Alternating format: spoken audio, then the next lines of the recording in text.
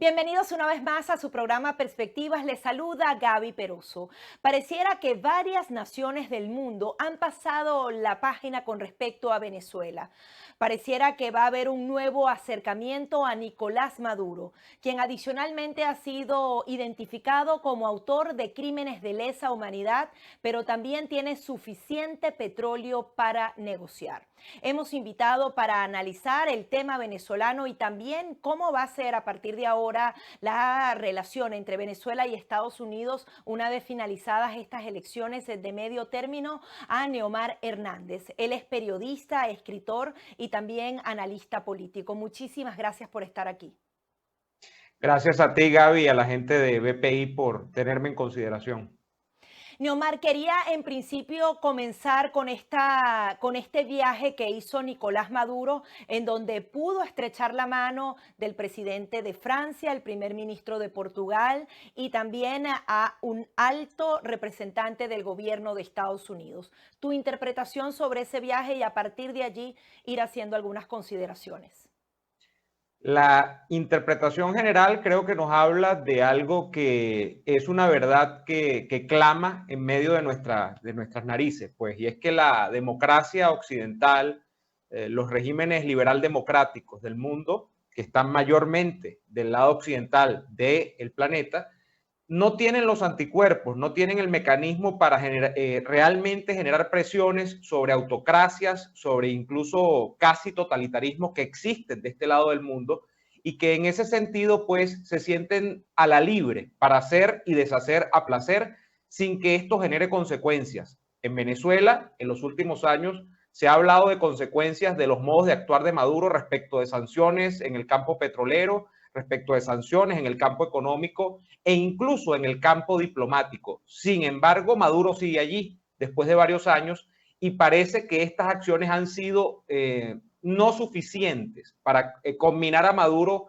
o a que se modere y se convierta en un actor democrático, lo cual a mi modo de ver es imposible dada la naturaleza del chavismo y del propio Maduro, o a que efectivamente incluso se decida por dejar el poder, cosa que tampoco parece estar en el panorama de acciones. Entonces creo que lo general que podemos decir acá es que Estados Unidos principalmente y la Unión Europea no han conseguido cómo presionar efectivamente a Maduro durante quizá los últimos 3 o 4 años, y eso nos lleva a cuestionar profundamente lo que tenemos como hemisferio occidental y las políticas que realmente se hacen desde acá para procurar que otras naciones fuera de la Unión Europea y de los Estados Unidos, y estamos hablando sobre todo de Hispanoamérica, tengan regímenes democráticos. Parece que no hay un mecanismo efectivo para que eso sea así, y eso se está viendo muy claramente con lo de Maduro, donde creo que el mejor término, que quizá es un poco simple, pero es el que mejor resume la situación, es el que tú acabas de utilizar. Hay un paso de página con respecto a Maduro, un hombre que hace nada era colocado en una lista incluso del Departamento de Justicia de los Estados Unidos, que se decía que estaba a la cabeza de un organigrama criminal e incluso se le había puesto precio a su cabeza de 15 millones de dólares supuestamente. Ahora vemos que todo se trata casi que de una recompensa simbólica. Bueno, vemos que eso sencillamente se ha desvanecido en el tiempo y que ahora, tanto como se dijo que Maduro era esto y era lo otro, ahora Maduro tiene el tupé de carearse con Macron o de con el propio John Kerry dentro de esta cumbre de la COP27. Y bueno, esto indica que el mundo lamentablemente no tiene manera de presionar a regímenes como los de Maduro. Y cuando hablo de Maduro, hablo de Daniel Ortega en Nicaragua, que se acaba de robar otras elecciones municipales. Hablo, por supuesto, de la ya de larga data tiranía castrista en Cuba. Y bueno, si uno se pone a revisar, incluso podríamos caer hasta en Corea del Norte, lo que está ocurriendo en China, con la legitimación, por decirlo de algún modo, de Xi Jinping frente al todopoderoso Partido Comunista Chino. O sea, hay una lamentable debilidad en este mundo en el que vivimos con los países que tienen regímenes autoritarios e incluso semi-totalitarios. Ahora, hablando justamente de ese estrechar de la mano con el presidente de Francia, él hace algunos meses decía Venezuela tiene que volver al mercado petrolero, lo hacía de manera paralela con el gobierno de Estados Unidos que recibió una contundente respuesta de senadores no solo republicanos sino también demócratas y eso le podía costar algunos votos, entonces retrocedieron un poco, pero ya esta semana cuando ya las elecciones de medio término estaban cantadas, creo que Estados Unidos y Francia van a trabajar de la mano para empezar un proceso para dar esas licencias y comenzar el tema petrolero. ¿Tú lo ves así? Todo pareciera que pasa por Venezuela y mientras tanto la plataforma unitaria queda allí como una figura accesoria. Van a viajar mañana a París, sin embargo, ¿cómo ves tú ese juego Estados Unidos, Francia? Ahorita podríamos meter a Colombia también allí en ese paquete y adicionalmente lo que son los venezolanos, que serían en teoría los que van a negociar esas elecciones libres y justas. El último actor que acabas de mencionar es fundamental y estamos hablando más que de Colombia, de Gustavo Petro. Yo he dicho en incluso otros espacios que Petro, a mi modo de ver, se ha convertido en el verdadero canciller de Nicolás Maduro desde hace un par de semanas hasta ahorita. Petro con su visita a Caracas y previamente a eso, con la apertura de la frontera y con lo que incluso ha mandado a decir a este polémico embajador, el señor Benedetti, que está en Caracas, que bueno, que se ha descubierto como un chavista pues de uña en el rabo y que parece un hombre que a veces uno dice, pero es chavista, es verdaderamente, parece colombiano, pero no, parece más venezolano por el tema del chavismo. O sea, sinceramente se ha convertido en un actor dentro de toda esta película. Petro se ha transformado en el puente de Maduro con el mundo y sobre todo con la ¿Tú crees región. que él lo Incluso la llevó a administración, Egipto, verdad?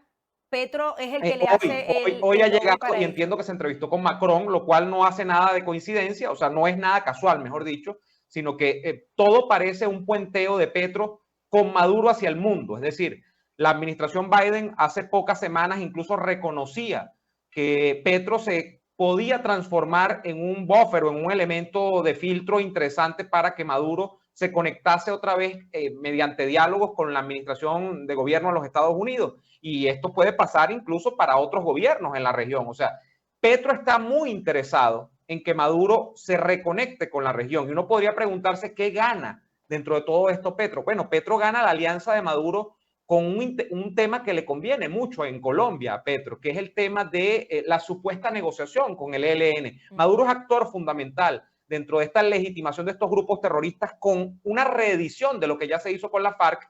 Ahora lo quieren hacer con el ELN, por cierto, en la misma locación en Cuba, y Maduro es una especie de padrino de toda esta movida porque todo nos hace pensar, Gaby, que Maduro tiene mucho ascendente dentro de los mandos del ELN. Por algo el ELN tiene presencia en Venezuela desde hace unos años a la fecha. Eso se ha visto en el borde fronterizo con Colombia. Y debe ser la palabra de Maduro muy importante para las decisiones que puedan venir desde ese ELN con respecto al futuro, para entrar quizá en una movida semilegal como la que se metieron las FARC, donde ellos tienen todavía personajes pues, en el frente guerrillero, pero también tienen otros en el Congreso. Yo creo que el ELN va a cabalgar hacia ese camino y a Petro le interesa ese intercambio que le podría dar Maduro y lo que le da Petro en contraprestación es conexión con el mundo. Entonces, lamentablemente que estamos en una madeja de intereses mezquinos, absolutamente bastardos, pero donde lo más importante es que los que más pierden son los venezolanos. No te he dicho nada de la negociación porque creo que es una reedición de lo mismo. O sea, ¿qué nos hace pensar que en un mundo que incluso deja de presionar a Maduro, como lo venía supuestamente presionando con el tema económico, con el tema diplomático y donde vemos incluso apretones de mano, vas a tener a un Maduro que con esos encomenderos que manda a México como Jorge Rodríguez va a ceder posiciones? O sea, Maduro ahorita, menos que nunca, tiene posiciones para ceder. Maduro no necesita ceder nada. Maduro en 2024, con lo que tiene ahorita, puede volver a robarse unas elecciones y no va a tener consecuencias. Entonces, lamentablemente, estamos en un túnel sin final en este momento. Así nos sentimos los venezolanos en este instante. Adicionalmente, creo que la comunidad internacional tiene ese tema de llevar el lastre de que, bueno, Maduro era ilegítimo, ahora necesito negociar con él, pero no tengo la figura, tiene una recompensa a su cabeza. Con unas elecciones, de alguna manera también se desentramparía, por así decirlo, para la comunidad internacional su figura. ¿Crees que también obedece a eso, a que, bueno, las naciones están cansadas y adicionalmente necesitan ese petróleo? ¿Qué crees tú que puede existir adicionalmente para Francia y Estados Unidos en esta nueva fase? Mira, parece que la guerra con Ucrania, la guerra de la invasión rusa a Ucrania, ha generado efectivamente un problema de energía en algunos países y sobre todo en Estados Unidos. Ahora, yo me pregunto, sin ser experto petrolero, realmente cuán efectivo como suplidor puede resultar la Venezuela con la PDVSA actual para Estados Unidos. Yo llegué a leer cifras y bueno, las cifras de producción petrolera en Venezuela están en mínimos históricos. Ya lo habían venido estando durante todos estos meses, pero estamos hablando de que en términos redondos, Venezuela produce actualmente, por lo menguada que está su industria petrolera, cerca de 800,000 barriles petroleros. Ahora, ¿cuánto de eso, que no va a ser toda la producción, tú puedes enviar eventualmente a Estados Unidos y cuánto de eso realmente puede impactar sobre un mercado tan gigantesco requiriendo energía como los Estados Unidos y más en la coyuntura actual? O sea, yo creo que eso es importante, pero se sobreestima la capacidad de Venezuela como un socio o un suplidor de energía a los Estados Unidos, de petróleo en este caso. Yo creo que esto va más por el camino de el cansancio, va más por el camino de que no funcionó lo que se intentó. No sé si lo que se intentó hasta ahora fue una chapuza, si fue algo no estructurado, si se pensaba pues que Maduro era un niño que simplemente lo iban a engañar con algún cerco diplomático y quitándole algún tipo de flujo económico, y Maduro se procuró otros a través de la vía ilegal. Y ahora lo que yo estoy viendo, más allá de si esto fue una chapuza o no, es que hay un cansancio de esa política y entonces caemos en ese término que creo que ha sido tan prostituido, que es la realpolitik, la política real. O sea, se habla ahora de que, bueno, como no funcionó aquello, vamos a fingir que no ha pasado nada, lo cual la comunidad internacional creo que hace un papelón proyectando esta política donde ni siquiera le explicas al mundo qué es lo que, y a Venezuela sobre todo, a la gente que está en Venezuela repudiando a Maduro, qué es lo que pasó, que este hombre ha pasado de encabezar un régimen criminal con todos los epítetos que se le han puesto e incluso ha sido catalogado como un sujeto de recompensa, y ahora simplemente entonces no ha pasado nada, no hubo insultos, incluso de Maduro a Macron, y se producen estas reuniones en Egipto y se produce pues este acercamiento con un pretexto que se nos quiere vender a los venezolanos de que ahora sí Maduro va a aceptar en México condiciones electorales y de que sí se va a producir una elección libre en Venezuela. Yo no veo eso por ninguna parte porque la política son realidades. La política no es que uno quisiera que Maduro fuese mejor de lo que es o de que manejase el poder distinto a lo que lo maneja, sino que simplemente estamos hablando de cuánta presión tiene y cuánta presión no tiene. En este caso, el balance objetivo, Gaby, es que Maduro tiene menos presión de la que tenía hace unos años atrás. Y si hace unos años atrás no ha soltado el poder, ¿por qué lo haría ahora? Incluso además con una oposición que está desmembrada, con una oposición que está en algún caso perseguida, exilada en otros países y que en otros casos incluso está cooptada en Venezuela. Un sistema que, por cierto, se asemeja mucho a lo que está pasando, como te decía, en Nicaragua también, donde han cooptado a la oposición. Es un esquema bien sofisticado que se está estructurando para acabar con las democracias en estos países. Adicionalmente, quería que me hablara justamente de esa oposición que iría a unas primarias y eventualmente a unas elecciones contra Nicolás Maduro. Veíamos esta semana a Manuel Rosales, que es una de las personas que encabeza esas encuestas, agradecer directamente al presidente Maduro de algo que no tiene nada que ver con el gobierno, que era un logro de los gaiteros venezolanos. Pero llegamos entonces a enlazarlo con ese tipo de cosas para agradecerle de alguna manera. ¿Frente a qué estamos en esos candidatos a las primarias y posibilidades de que se incluyan otros con que a través de algún tipo de amnistía que pueda dar Nicolás Maduro para hacerse un poco, lavarse un poquito la cara frente a la comunidad internacional, pero siempre con la idea de jamás soltar el poder? El 90% de los líderes opositores que están en el ruedo electoral ahorita están hipotecados. Son personajes que ni siquiera son dueños de su destino. Y hablo de Guaidó para abajo, porque para empezar, si a la gente se le ha olvidado, Juan Guaidó ni siquiera hoy podría inscribirse como candidato formalmente ante el CNE porque está inhabilitado políticamente por el régimen. O sea, Juan Guaidó tiene 15 años de una inhabilitación política. Ahora Guaidó esto no lo dice. Guaidó incluso ha asomado que va a ser candidato presidencial. Y no vamos a entrar a calificar si eso está bien o está mal respecto de lo que significa su paso anterior por una supuesta presidencia interina, que de hecho todavía en teoría no se ha disuelto, porque los mismos Estados Unidos dicen que él sigue siendo presidente interino.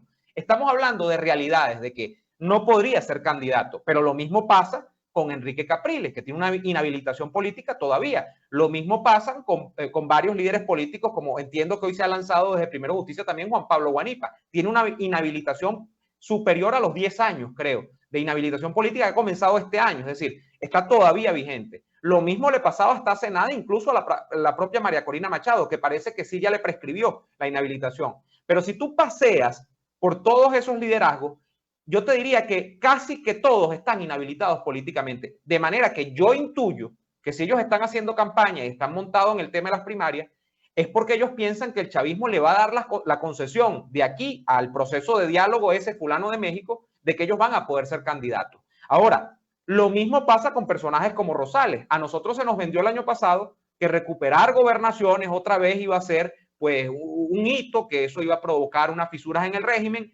Los gobernadores y alcaldes, porque pasa lo mismo con los alcaldes, sobre todo en el municipio Chacao, en Baruta, Latillo, que se ha estructurado esta nueva oposición a partir de ese partido llamado Fuerza Vecinal, están hipotecados al chavismo. Manuel Rosales no puede dar un paso sin que el chavismo se lo autorice. Y lo mismo pasa con estos alcaldes. O sea, estamos hablando de gente que, si no está inhabilitada, está hipotecada porque no puede dar un paso sin que el régimen se lo permita. Entonces, así la cosa es muy difícil, porque el margen de acción y porque el margen de independencia para tener un liderazgo genuinamente opositor y contestatario que realmente desafía al poder va a ser muy complicado. Todo va a quedar en casa. Todo va a ser como cuando le dicen en los casinos a la gente, la casa siempre gana. Así lamentablemente se están pintando las cosas en este momento en Venezuela. Adicionalmente, quería que nos hablaras del sentir de los venezolanos. Tienen opiniones divididas, obviamente les duele todo lo que han tenido que sufrir, saben claramente la naturaleza del régimen, pero también quieren un respiro y quieren vivir y que sus hijos vivan porque han decidido quedarse en su país y tienen todo el derecho de hacerlo. Cuéntanos de esas opiniones con respecto a esta nueva realpolitik, como justamente tú la identificas. Mira, yo no creo en encuestas, ¿no? Me mencionabas encuestas de esto para los precandidatos y el tema de las elecciones, ¿no?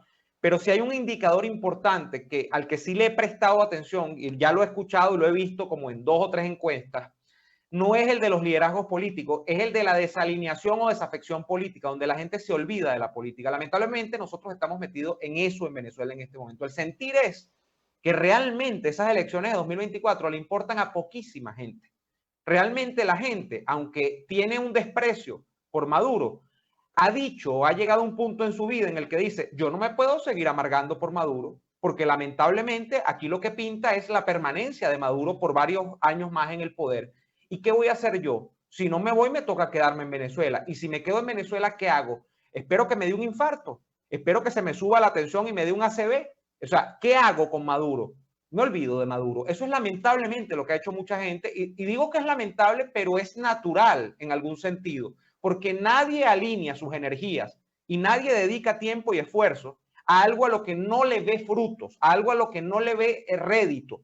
Y estamos hablando de que si somos esa gente que dice, bueno, los venezolanos no han luchado lo suficiente. No, aquí hay una historia de lucha de más de 20 años, sostenido en distintas etapas, con distintas intensidades y distintos métodos. Pero aquí se ha luchado desde la abstención, se ha luchado de la participación, se ha luchado de la protesta de calle, se ha luchado creyendo en nuestros socios de la comunidad internacional, se ha luchado desde todos los campos posibles, desde tratar dentro del régimen de minar al régimen, y la gente dice, no se ha podido. ¿Qué hago? Si me quedo en Venezuela, me dedico a vivir, a hacer mi vida. Y lamentablemente ese sentimiento al que tú aludes es un sentimiento mayoritario en este momento. La gente sencillamente no es que se haya olvidado de que el chavismo es malo y de que el chavismo ha acabado con este país, es que simplemente dicen, yo lamentablemente no puedo hacer nada para cambiar eso. Y la élite política, el liderazgo político alternativo, supuestamente la oposición, no parece tenerlas todas consigo para poder hacerlo. Entonces yo sencillamente me olvido de eso y me dedico a vivir. Por eso es que esas elecciones son a veces hasta tan extrañas o son temas de discusión que no caen en la cotidianidad del venezolano común, porque el venezolano común está en otra cosa, para bien o para mal. Basándonos en ese deseo de vivir que tienen los venezolanos, ellos están aplaudiendo, por ejemplo, que se abran los vuelos con Colombia, que vengan los vuelos hacia Estados Unidos, que haya una apertura petrolera, una apertura de la frontera para que varias zonas vayan respirando económicamente. Lo aplauden, están dispuestos también a echarle ganas porque ellos también podrían ser parte de esa burbuja económica que siempre va a estar supeditada a lo que diga la dictadura, pero podría crear algunos espacios interesantes de prosperidad familiar, ¿no?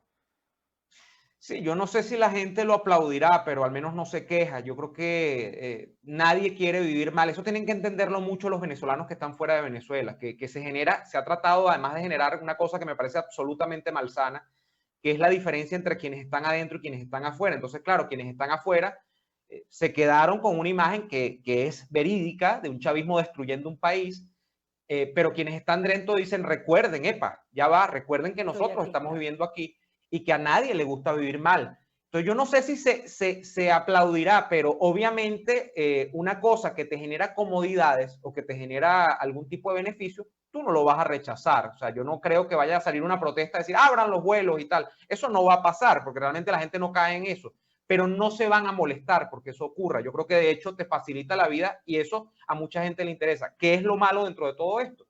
Porque hay que ser justos.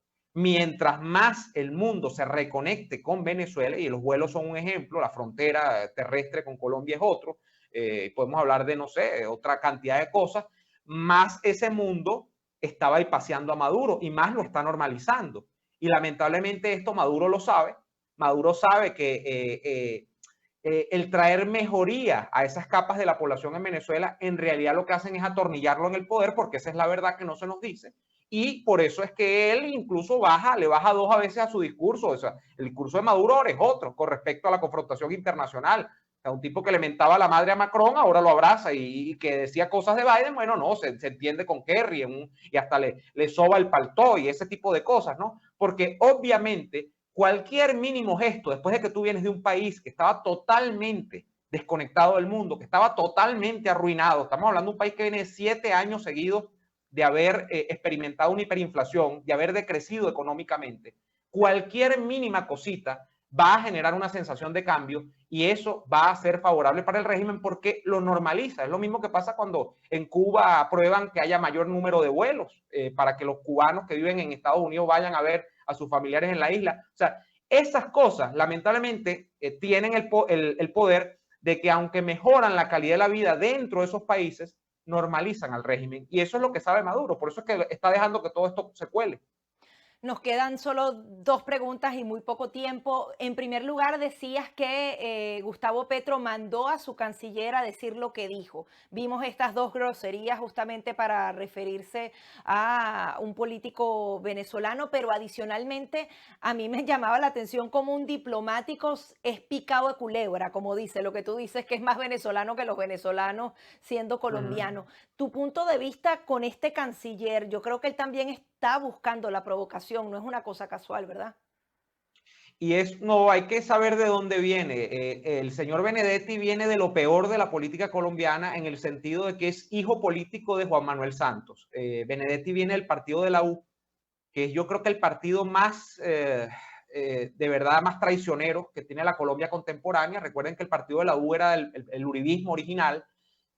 Santos se lo termina robando a Uribe, lo termina convirtiendo en un partido, pues, sin ningún rumbo fijo, sino que incluso llegó a ser un partido con Santos a la cabeza que se congració con el chavismo en algún momento y que ha dado políticos que tienen esta especie de brinco sobre el hilo flojo, la cuerda floja, que son especialistas en hacer este tipo de cosas. O sea, eso, determinar de dónde viene Benedetti es muy importante, viene del santismo. El santismo es para mí lo peor que tiene Colombia, incluso por encima de la izquierda radical que representa Petro. Porque la izquierda radical tú sabes qué es, pero el santismo nunca sabes qué es ese tipo de cosas. Y finalmente hablar de las radios, estamos hablando de más de 100 estaciones, Nicolás Maduro preparándose también para la campaña, borrando cualquier vestigio de libertad y adicionalmente se habla de más de 1000 trabajadores de la comunicación que se quedan sin empleo. Sí, y lo más triste de todo es ver que, por ejemplo, una instancia que debería defender a las radios, que es la Cámara Venezolana de la Radiodifusión, saca un comunicado la semana pasada en el que le da la razón al régimen y dice, no, es que las cerraron porque eran ilegales. Y los que estamos en Venezuela y trabajamos en radio, yo tengo 10 años en Radio Caracas Radio, sabemos que la situación de legalidad o ilegalidad es absolutamente subjetiva en el caso venezolano y CONATEL es un órgano absolutamente discrecional, pero sobre todo censor. Todos sabemos que para legalizar una radioestación, por ejemplo, en Venezuela, se te pide que solicites una concesión. Esas concesiones generalmente son solicitadas ante CONATEL oportunamente por los dueños de medios y CONATEL no da respuesta nunca, sino que te deja en un limbo jurídico, en un limbo legal, donde, bueno, eventualmente sigues transmitiendo hasta que un día molestas lo suficientemente al régimen y te dicen, te vamos a quitar la concesión. Epa, pero yo metí la renovación hace 3 años, hace 4 años. Sí, pero eso nunca tuvo respuesta y ahora va a tener respuesta y es que se te va a revocar. O sea, es lamentable enteramente que tú tengas que ver, pero esto significa también cómo Maduro ha cooptado incluso a gremios, organizaciones que se supone deben defender espacios de la democracia liberal en Venezuela y se los ha ganado para sí, para que legitimen al régimen chavista. Y sí, la represión nunca para. Esto puede estar enmarcado dentro de un contexto de esa precampaña presidencial que yo creo que, bueno, no, ni siquiera es necesario porque Maduro ha secuestrado prácticamente todos los medios en Venezuela. La emisora en la que yo trabajo fue cerrada por el régimen. Seguimos saliendo solamente a través de vía online. Pero también hay que nunca olvidar algo. Y es que Maduro simplemente, o el régimen, avanza y cierra estos medios porque tiene una vocación, obedece a un patrón ideológico. Son totalitarios. Lo que pasa es que a veces tienen etapas en las que disminuyen la embestida, pero en otros momentos, pues sencillamente no pueden hacer otra cosa que lo que su naturaleza les demanda. Y por eso hacen este tipo de cosas. Muchísimas gracias por tan interesante análisis, Neomar. Gracias, Gaby, y gracias a BPI por el espacio. Era el periodista, escritor y también analista político Neomar Hernández aquí en Perspectiva. Será hasta la próxima.